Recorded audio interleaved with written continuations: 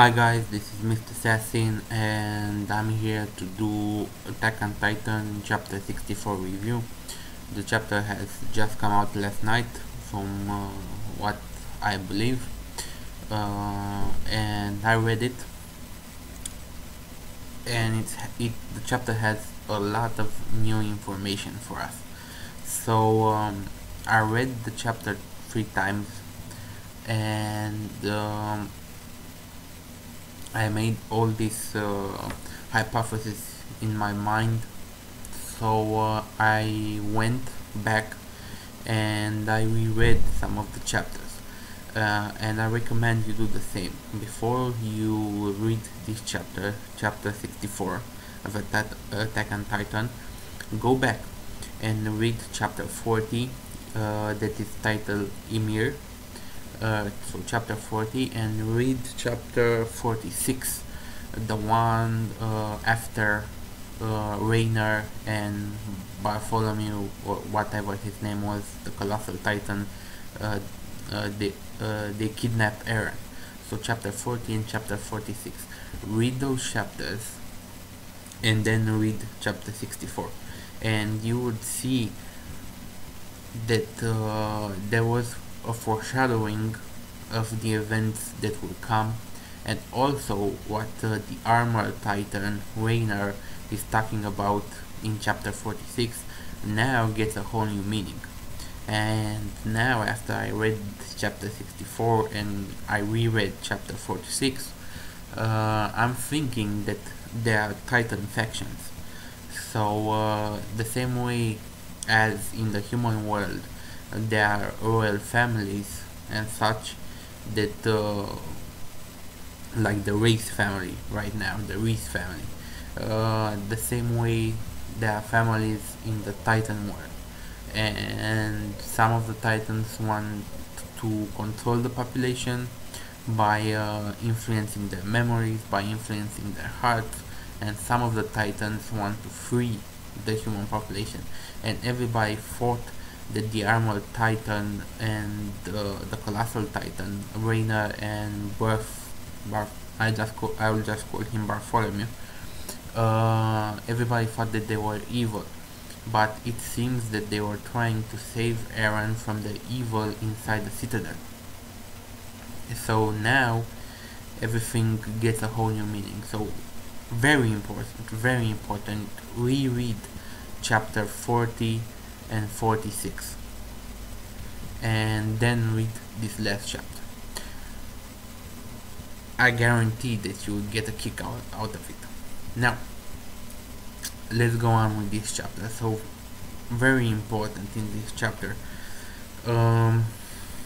it seems that I'll just start with the base fact of this chapter. It seems that the Race family have been the keepers of the Titan power, and the Titan power that Eren has, the power to control other Titans, is not just that. When you receive the power to control the other Titans, you also receive the memories of the first Titan that ever existed. So basically Eren should know everything that has happened in the world until now, all the memories from more than 100 years ago, but he cannot tap into them. He cannot tap into them, and that's why when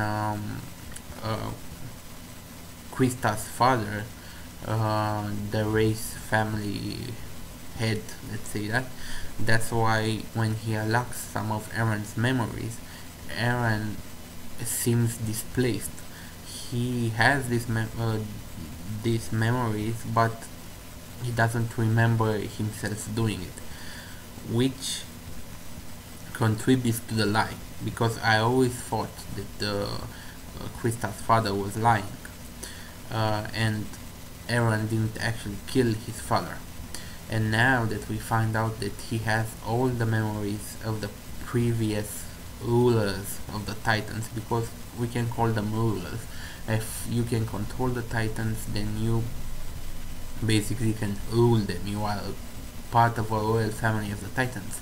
because the monkey titan, the beast titan, could also control the titans.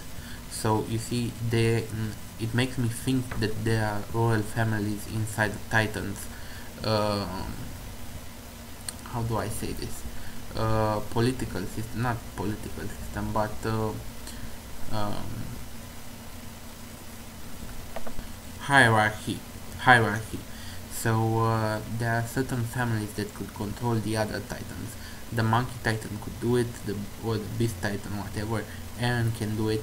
It seems that Aaron has inherited a power of the Reese family, so basically the Reese family could control titans, and it has been down from generation. It has been passed down from generation to generation in the Reese family. It seems that the last one was Frida Reis, and she ate her uncle to get the power to control titans and also get the memories. And when she ate her uncle, this guy seemed calm, peaceful, almost serene. He knew that this was his job and this is what he was supposed to do. He wasn't afraid. Just his face, he had a look of satisfaction that he was passing this on. And one fact, all the so-called keepers of this power from the Race family, who have inherited the memories of what the world was previous to the Titans, none of them ever talked about those memories. So whatever it is, for plot conveniency, we will not get to hear what the world was before the Titans. But one thing is certain, Aaron is not going to get eaten because he's the main character, and even if he gets eaten, he will not die, and somehow he will tap into those memories because now he knows about the memories. Previously he didn't know, but now that Krista's father is talking about them, he knows what lies within him, the power that lies within him, and knowing Aaron, he will dig into this, and memories will start flooding in, and we'll get little pieces, piece by piece, about how the world was before the Titans came. Okay, so that's basically the most important fact. Also, if you read chapter 40, the chapter entitled Ymir, you would see that the first time when Rainer and Bartholomew see Ymir transform, they get this picture into their mind when they were kids and Ymir was eating someone, I think a soldier or maybe one of the parents, I'm not sure, but they were little back then, and it didn't seem that they had the power of the Titans, because if they did, they would have battled Ymir. But from what we currently know from that panel is that Ymir is a lot older than Rainer and Bartholomew, and she probably knows a lot more than they do, because in chapter 46 you can see that she knows who the real enemy is, but they trick her in not telling Aaron because they promised to protect Krista. Now, returning to what I was saying before, I just made the parenthesis. Returning to what I said before, it seems Frida Rice was the last Rice that possessed the power of the Titans and the memory of the Titans, and she was only 15 years old. So who killed her? The way Krista's father is saying that it happened, he's telling them that Aaron's father killed them and stole the power, and then Aaron killed his father and stole the power from his father. I'm not sure that's the case. If my theory is correct and there are certain bloodlines within the Titans that can control the other Titans, and certain royal families, let's put it that way, royal families within the Titans, then probably Aaron or Aaron's father knew about this, and also Aaron might be one of the Jaegers, might be one of those royal families within the Titans. And we get to find out a little bit about the lore about what happened more than 100 years ago, over 100 years ago, when the first Titan King appeared and he could control the other Titans. So he influenced those Titans to create the walls, the three walls, Wall Maria, Wall Rose, and Wall... it eludes me the last name, but it doesn't matter. The Titan King created those three walls, the Titan King created these underground passages, and the Titan King created the passage within this church that they are currently in. Because I'm getting ahead of myself, but I'll just say this: Aaron is underneath the Aaron, Krista and Krista's father are underneath the church where the massacre happened a few years ago, when Aaron's father theoretically killed Frida's and stole the Rey's family power. So we're underneath that church, but I'll get to that in a moment.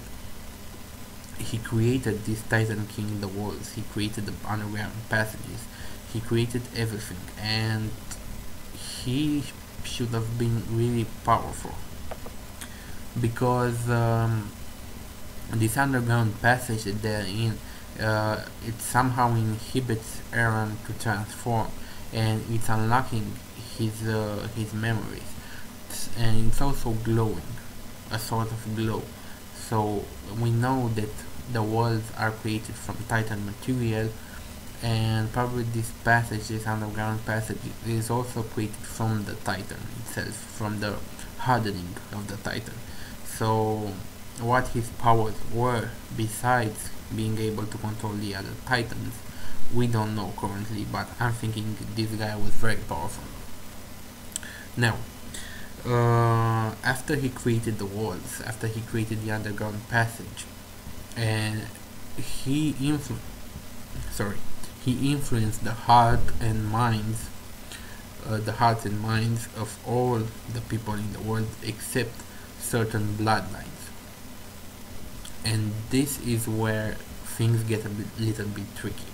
If he wanted his secret to be kept by a family, he would have only left a family in control, knowing the history. But there were multiple families knowing this, which means that his Titan power of influence didn't work on the humans. He didn't want to leave people who knew about the past to exist, but it happened. Certain families were not influenced by this, and I believe that these certain families that were not influenced by this are also families within the Titans outside. So their blood flows within probably the Beast Mountain, the Beast Titan, and so on and so on. And these families knew about the secret of the world, but they didn't tell anyone. And within 100 years, the one who knew the secret and all of the details died out, and their successors only knew fragments, and they died out, and their successor only knew small bits and pieces. So in time the secret was forgotten because people didn't want to talk about it, but the fact remains that there were families who knew about what happened 100 years ago and how the worlds were created, which probably gave birth to the fanatics that worship the world. Anyway, doesn't matter, because the Titan King 100 years ago, you have to ask yourself what need would he have to create a world if he could control the Titans. That's the most important thing.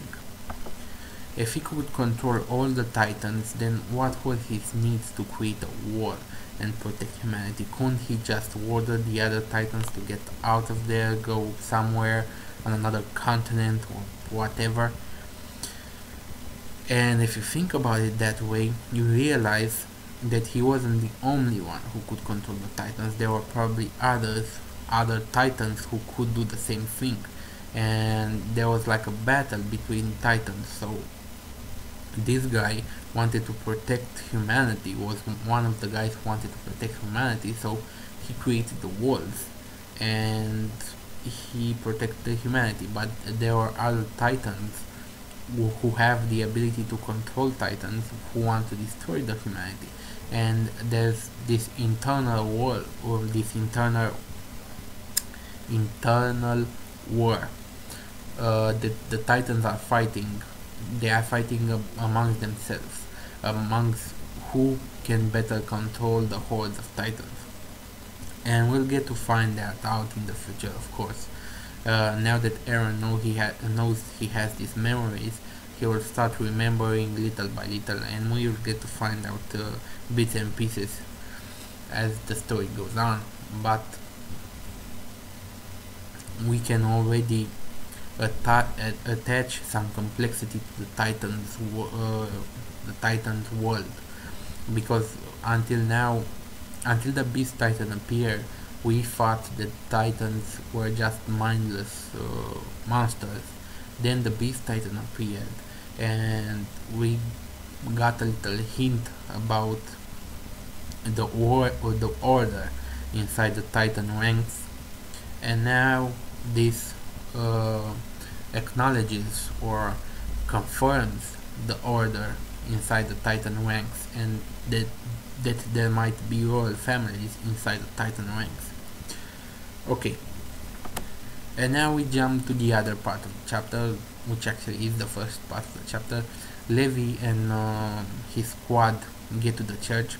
They found a secret door underneath one of the rugs in the church, and that door leads to the hidden passage in which Aaron, Krista, and Krista's father are in. So they proceed into rescuing Aaron, and I have to say, Hange or Hanje, whatever her name is, she's very impressive, because before they even go through the door, the secret door, she not only deduces the strategy of the enemy, she not only deduces the approximate number of enemies that they will be waiting for them, but she also deduces the landscape and the terrain that the passage will look like. So she's very impressive, and she formulates a strategy on that, and that strategy pretty much succeeds. They filled some barrels with oil, and they put their compressed air canisters on the barrels, so the barrels will fly in the passage, and then they shoot the barrels which explode, and the oil burns, creating a very thick smoke. So the ones that they were waiting for them to ambush them now can no longer do so, because they don't have any visibility. And Levi and the others, and Mikasa and the others go in with their 3D maneuvering gear, and they start cutting everybody down. These guys were packing pistols, rifles, sniper rifles, whatever, but because of the smoke they cannot get a clear shot right now, and these guys, Levi and the others, are just cutting them down. And I gotta give props to the other guys in the Levi squad, because so far they haven't been able to kill anyone, any other human. They had conflicting emotions about killing other humans, but now they do what must be done, and we see them chopping down guys. We can still see remorse on their faces. They don't like that they have to do this, but they are determined to do it, and they're chopping guys down. And there were 35 enemies, so they outnumbered them, I think 3 or 4, no, even more. How many are in the Levi squad? Let's say Mikasa, Levi, Hange, the blonde guy. I think there are 7 in seven guys in Levi squad, and these guys were 35. So they outnumbered them there are 5 times more enemies than guys in Levi's squad. 5 to 1. They are numbered in 5 to 1. And because of the plan that Hanje made, whatever her name is, I cannot pronounce it. Because of the plan she made, which was formidable, without even knowing the landscape, she deduced it from the shape, probably from the shape of the church, from the outside environment, and she deduced the shape of the passage, and her plan worked perfectly, with one minor mistake, that she underestimated the captain of the soldiers that were waiting for them, and she got a shot in. She shot Hanje in the shoulder. I don't think she's going to die, no, because Armin is taking care of her right now, and the ambushers, let's call them ambushers, the ones that were waiting for them to ambush, many of them died. The ones that are still alive are retreating right now. So we will get Levi's squad will get to Eren in time before Krista eats Eren, and I'm not even sure that Krista wants to eat Eren, because she has doubts about what her father is saying. But Levi's squad is going to get there in time, which I said before in my previous chapter review. Eren is not going to get eaten again. That would be shocking if it happened. No. The first time Eren got eaten, it was only for shock value. But now it wouldn't even be shock value, and because we know that Eren is the main character, he's a titan, so even if he gets eaten, he will somehow survive. So it doesn't add shock to the manga, and I don't think he will get eaten. I think either Krista is going to turn on her father, or Levi is going to get there in time and rape everyone. The only obstacle that Levi has to pass before he could save Eren is Kenny, which we see at the end of the chapter that Kenny has his own plans. He wanted to inject himself and to eat Eren himself in order to get the Titan King's power. However, now that Krista's father is saying that a normal human cannot control the Titan King's power, that is why Eren hasn't been able to fully use the power until now, and only a race family member is going to properly control the power. Now Kenny comes out of hiding, and he's all demoralized in some way. He's not happy about this, because he wanted to take the power from himself, so he shows his true colors. But what will he do from now on is uncertain, because he tagged along Krista's father so he can betray him and get the Titan's power, the Titan King power.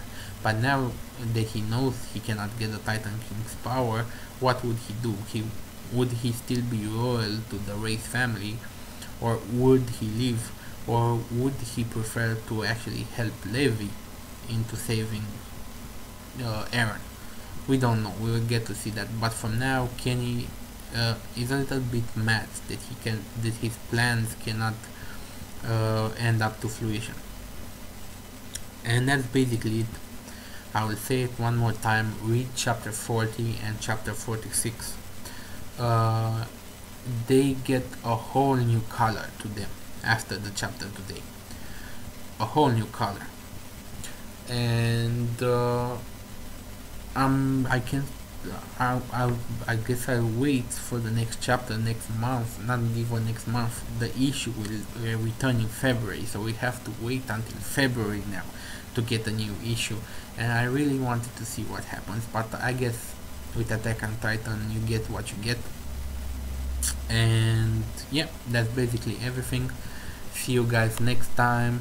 Have a nice day. Any rational society would either kill me or put me to some use.